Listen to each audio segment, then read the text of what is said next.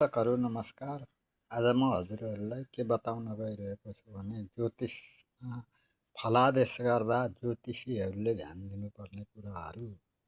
कसैले कुनै प्रश्न गर्दाखेरि विभिन्न आधारमा फलादेश गर्नुपर्छ।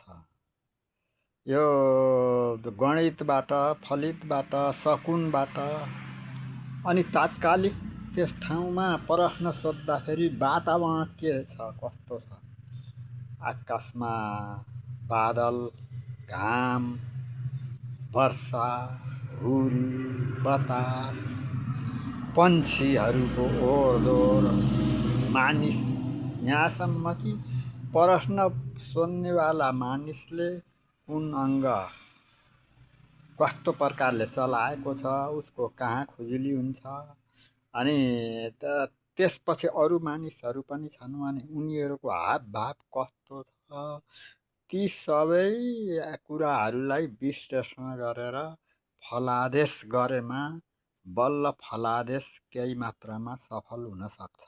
हस्त धन्यवाद। भिडियो मन परेमा लाइक, कमेन्ट, सेयर गर्दै रहनु होला है त।